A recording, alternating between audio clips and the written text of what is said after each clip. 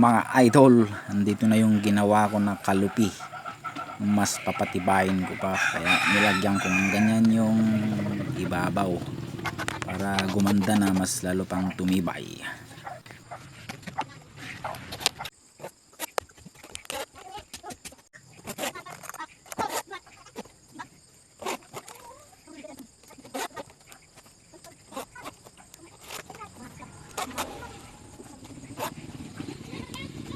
Para mabuo na mga idol, gumawa na rin ako ng tali para ready na gamitin.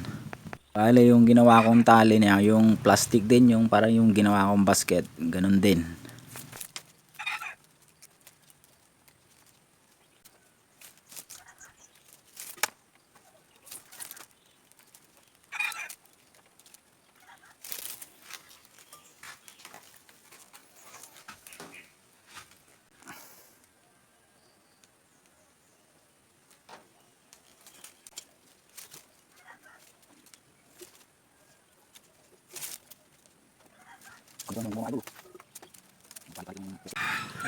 Bale, ganito yung itsura niya.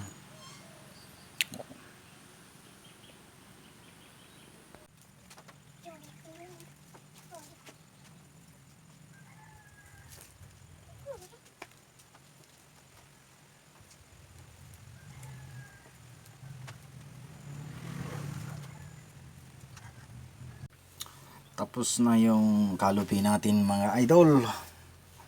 Bale, ito yung itsura niya ngayon. Ito na yan, may tali na oh.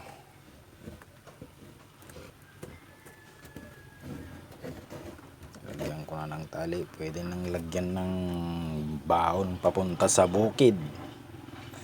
So yun lang mga idol. Salamat sa panonood.